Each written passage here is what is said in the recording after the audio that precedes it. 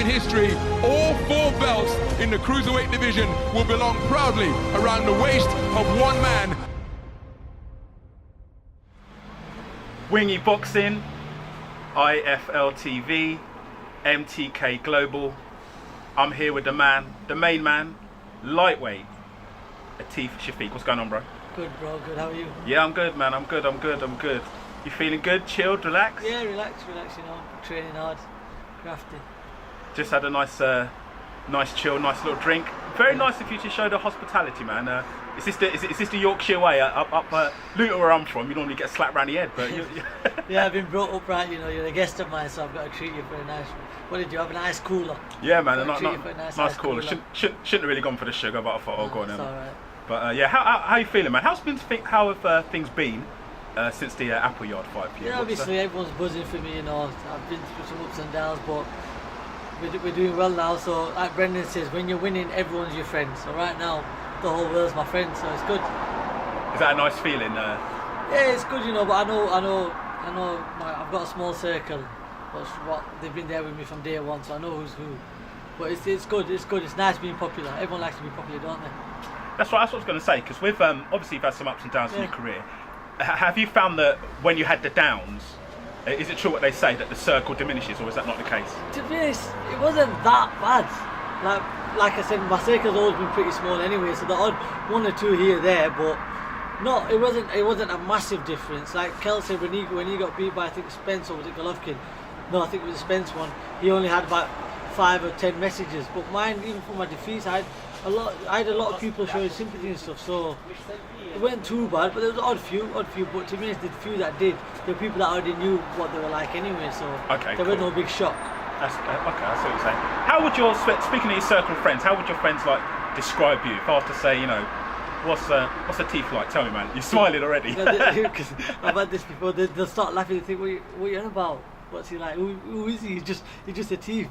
But like, what's the big deal? Like, I remember once, me and my friend Saki, I was meeting a potential sponsor, and they were like kind of fans of mine. They were Atif Shafiq. So when I went to the toilet, they were like, Sakib said to me, they were saying, oh, what's it like being friends with the teeth? And he's like, he was shocked. We're like, what the hell about? Yeah, that's just my mate. Yeah, exactly. It's just him. I've known him for years. It's nothing. It's no big deal. So you know, they do the same with you there. If you ask me that question, I think, what are you about? It's no big deal. It's just Atif, isn't it? There's nothing. I'm no different to them. Boxing seems very painful. I've never actually done it, but I've been punched in the head. Yeah. Why did you want to take this up from when you was a young boy? Can you remember why you wanted to? Yeah, I was just a hyperactive kid. I went very naughty. Hyperactive kid. My dad took me to the kickboxing gym. The kickboxing trainer, Pat Revellino, he used to fit alarms back in the days, and he fit our alarm. And he said, I've got a kickboxing gym. And I was about 10 years old, very hyperactive. And my dad said, you know what, I'll bring him down. So he took me down there and I enjoyed it. Very good trainer, Pat. He instilled the discipline and hard work. He instilled in me from back then. From back then, so that's still there with you now. My work ethic, it's been there from back then. So I used to kickbox. I won the British kickboxing championships. Really? Yeah, I won them about 13. I was 12, 13. And then from there, at that stage, I was probably the best kickboxer around my weight at my age. I was pretty good. And then I thought, at one point I was training at 2 different kickboxing gyms in the same evening. I'd go from one to the other, so I'd spend about 3 hours after school, I'd be training. And after I got to a certain point at kickboxing, I went over to, obviously boxing, I always watched boxing as a kid. So I moved over to the boxing gym as well, so at one point I was training, I'd go kickboxing, boxing, and then kickboxing again. So I spent about 4 or 5 hours after school. I'd be just in the gym for like a year. I was doing that, and then it come to a point where I got a bit better at boxing and took it a bit more seriously, and then got rid of the kickboxing stuff and focused more on boxing. I was at Malthouse ABC for 2 years. I had 36 fights in 2 years as an amateur. Very active. Tommy Wilson had been very active. And then after I was about 15, I moved over to Ingles. I've been there since. Influences growing up. Did you like watch fighters and you thought, yeah, I want to kind of like be like them, or develop your own sort of style? Obviously, I was a fan of boxing. I was a fan of like Prince Naz growing up. Even I can remember watching Amir Khan in the Olympics. I probably wasn't in boxing at that time, but obviously being a British Asian like me, that was good inspiration as well. And I never really watched one fight and thought, yeah, I like him, I want to be like him. You go through phases as a kid. Like there was one point I just watching Nas, Mayweather, Sugar Ray. But them kind of fighters, boxers, movers, that sort of fighter. But we're never like, oh yeah, I'm gonna do that like him, I'm gonna do that. But just watch and pick up bits from everyone and just try and make it my own. That's what I was going to ask you. As a boxer, do you think I want to try and imitate that style? Do you take little bits, or is it? Not really imitate. I'd obviously like look at bits and think, yeah, I could use that in my style. I'd make it unique. I'd make it for me. So that's what I do. Like if I see something, I think, oh, like, I use the jab to the body a lot. Yeah. That's something I've seen from Floyd Mayweather, but it works for me. So right. I picked Yeah. that from If there. it works, you'll. I thought, yeah, oh, let me try that, and it works. Just stab down to the body. It worked a treat in the last fight, and that's something that I picked from watching Floyd Mayweather. Do you think my favourite British fighter, people know, is Nas? Do you think there will ever be like another Nas? Because it's been a while since when I was young, and we still haven't got. No, there won't be. Nas for me, again, one of my favourite British fighters. We got Pullman there. He's one of the best British fighters of all time, and yeah, he's unique. And he was one of a kind. There'll never be no one like him. Never. Okay, Dominic Ingle, your manager and trainer, is that correct? Yeah. What is he like as a coach? What type of? Because I've only spoken to him once. No, is he like a strict coach or? Yeah, you know, he used to be a lot stricter back in the days. Right. Okay. But you know what you've got to do. You go and do it. Dom, he says what he thinks. There's no beating around the bush. Sometimes it's a bit too harsh for some people, and if you can't handle it, you won't be able to make it in that gym. Dom's straight to the point. He's raw. He gets his point across. And if you can take the criticism and you do what needs to be done, you'll come through. If not, you'll disappear. You'll go somewhere else. Or Dom, you don't pay attention. Don't do this. Don't do that. But Dom watches everything. He sees what's going on from the gym, and he takes note of everything. You've been with him from the start, is that correct? Yeah. From my pro career, I turned pro with Dominic. Yeah. And what's he like in the corner? Like, is it good corner? Yeah, that's where, like Dominic for me and the Ingles, the whole setup. Just they've been around the game all their life, from being babies, from obviously training alongside Nas back then, and seeing how the dad Brendan did things. The difference for the Ingles compared to most others in Britain is it's just the experience that they've got.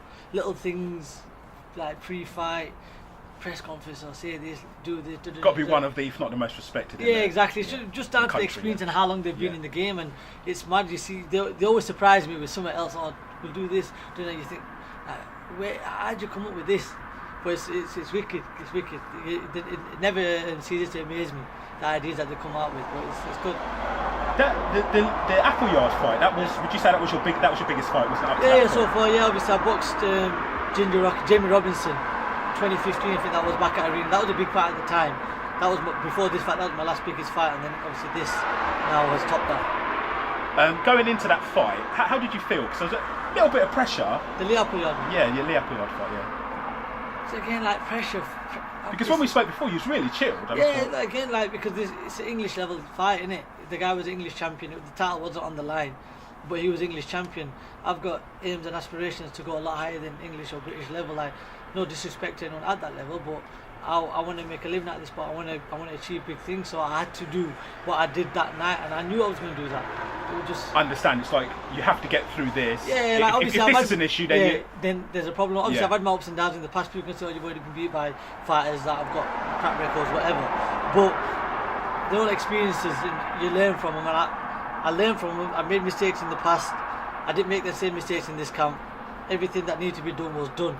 So there was no pressure because I did everything that needed to be done. So if I were to lose, I were to lose. But there was no doubt in my mind. I never once thought about losing. Fifth round, I was going to stop him. And that's exactly what happened. I said that before the fight, and that's how it went. We were speaking off camera, and in the first round, I noticed you, obviously it was intelligent as you was going forward, but you was like going forward. When I say walking him down, not like just walking heavy leg, but you was going forward. You weren't like backing up on the toes. Was you going for the KO, or was it just a case of imposing yourself in the fight? Yeah, imposing myself in the fight. You know, his biggest shock for me was that how strong I was. And now I'm 24 years old. You know, I turned pro. I was 18. I was a very immature physically 18-year-old. But now I'm maturing as a man. I'm getting stronger. I'm getting smarter as well. So, just to be honest, the plan was 3-4 rounds. Just be smart, frustrate him a bit, make him miss, and then we can start imposing myself in the later rounds, like in the halfway through the fight. First round, I felt I didn't feel like I was imposing myself. I felt I was just being smart, not really letting him land anything major on me and just be smart. And I felt I landed the jab clean. Once I got my distance, and I was hitting him with the jab. I surprised him early, and then from the second round onwards, he's already beat man. He come out with sort of like big swings, and when you're watching it, you look like as a fan, you think, oh, was that a hard shot? What's his power honestly like? I said to Dominic in the second round, I said he can't punch, he's slow. Because at the end of the second, he had me on the ropes and he was slow throwing shots, and I could see it all in slow motion. And I thought, I smiled to myself at the end when the bell went, because I just knew that this isn't going to go 10 rounds, and I've got this fight in the bag. And I said to Dom at the end of the second, he's slow and he can't punch.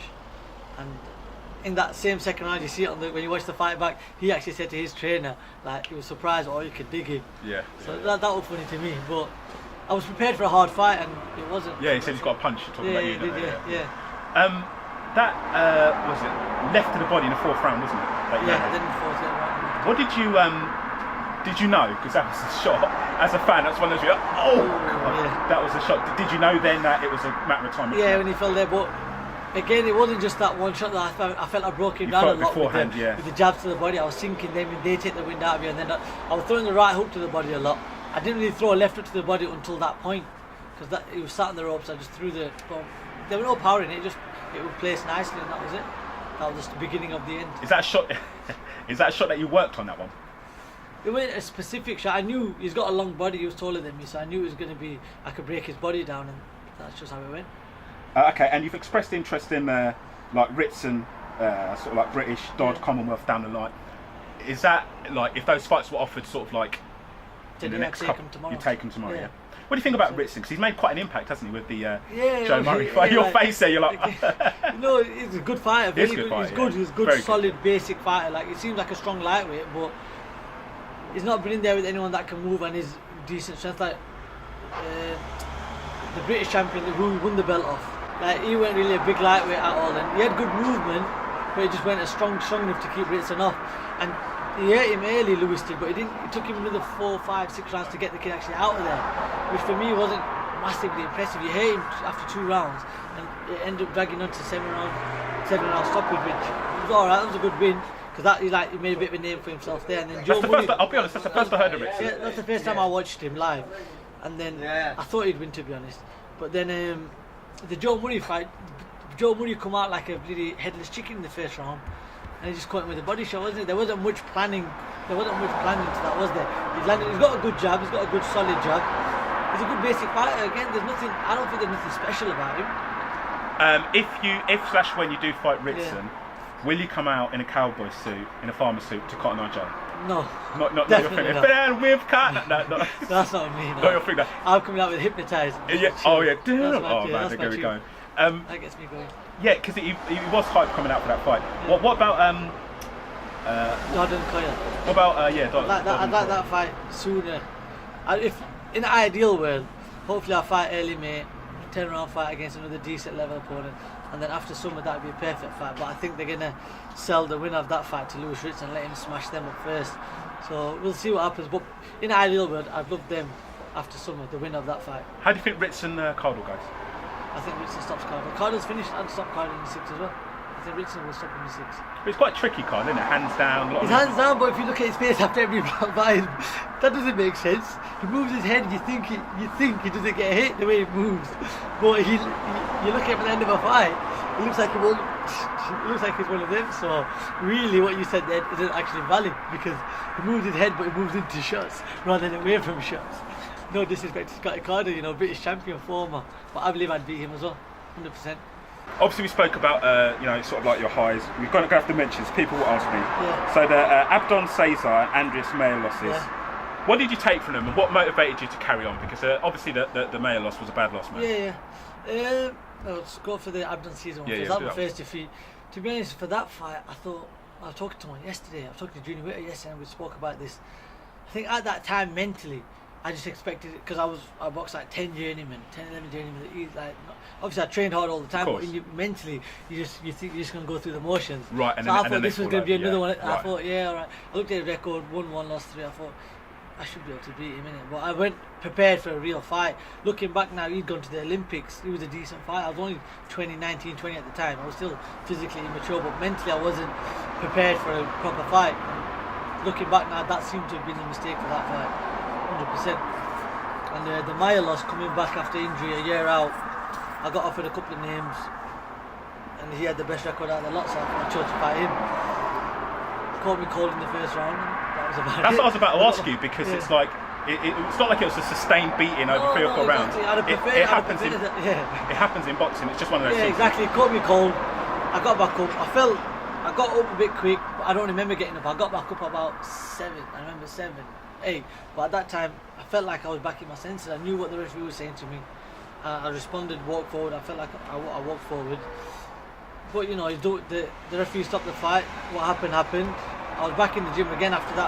After both my defeats, all my wins, all my losses, Monday I'm still back in the gym regardless. I'm on a journey. The journey's going to have ups and downs, but I'm willing to go through what I need to go through to get to where I need to get to. Yeah, I think that's what I see in you. I saw the style. Yeah. I saw there's something here, and I'm just a grafter. That's it. You move on. I win. Like, they're not massive national talent. I just worked hard. I've been working hard since I was 10 years old. And I never started boxing or kickboxing to think this is going to become my career. It was only up until I turned professional. Because my dad always pushed me to do well in school and college, and I was headed to university. I had to work hard, but it was just when I turned pro. I had it for my first year. I was still at college, and I had a good year, and it became, you know what, I think this is becoming the thing. And then when it actually became my profession, that's where all my focus turned onto boxing. Before then, it was a hobby and something that I just did. And what I think is good is that a lot of fighters will say, oh well, the reason I lost was because of that. You literally sit there and said, look, I made a mistake in the first fight, second fight. No excuses, in other words. So you're not delusional. Yeah, exactly. No, I'm not dumb. I know what happened, but no one else needs to know. And the mistakes that were made. The reasons. There's always a reason. You can't just think, oh, that's meant to happen and that's it. No, there's got to be something deep down and that, then you can that build you off know that, you could have done different or should have done. So I've addressed them, and I won't make the same mistakes again. Maybe I'll make different mistakes in the future. I hope I don't. Yeah. I try to tick every box that needs to be ticked, so then when I get in fights, they're easy, just like my last one. How far are you going to go in the sport, bro? Go all the way. Oh, that's what I want to hear, man. That's what I want to hear. Confident in the skills and just... It's hard work. All it takes is hard work and dedication, and I'm fully dedicated to the sport. I didn't even think of Floyd there, but it is hard work. That's all it actually takes. Like, really. Basically, he it's a good phrase, isn't it? He said the blueprint. The hard work, perfect dedication. phrase, yeah. That's Perfect it. phrase. All work isn't easy work, though. That's wrong. All work is pretty hard work. If it's easy work, it's not hard. You're not going to get nowhere working. No, that's ridiculous. That one. All work is easy work. No. Couple of big fights coming up. I want your perspective as a boxer. Lucas Whyte. There we go again. Put that on. Dillian Brown.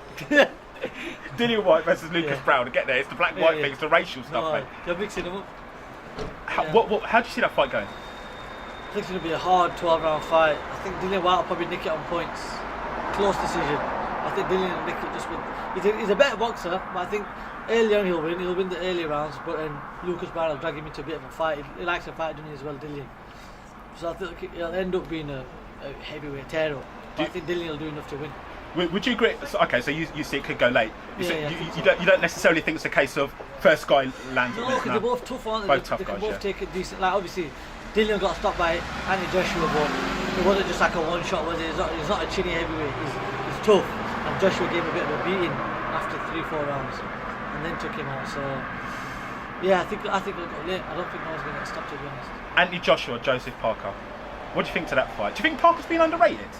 Yeah, because obviously over years everyone's on Joshua's hype train, aren't they? And the Hughie Fury fight, Parker didn't look the best in that, did he? Then Hughie Fury's style as well. The styles make fights. I think this fight will be completely different to Hughie Fury and Joseph Parker fight, but I still think I favour AJ. 100%. I've got to go with AJ, and for that fight it's got to be a stoppage on it, I think. Anyway, enough about them. It's all about my man here, T. 100%. I'll talk about myself. That's it. What's happening for you next? Have you got any ideas of the next fight? Hopefully we can get something sorted in May. We've got Ramadan coming up mid-May. So I'd like to have another 10-round fight against someone, hopefully a little bit better than my last opponent, another little step up, and then after summer, throw me in there with whoever. I'm not fussed. No matter who it is, you'll go for it. Yeah, I'm ready. Atif Shafiq Thank you for talking to Wingy Boxing. Thank you for having me on, brother. Thank you for talking to IFL TV, and we'll Peace. catch up again, brother. Time in history, all 4 belts in the cruiserweight division will belong proudly around the waist of one man.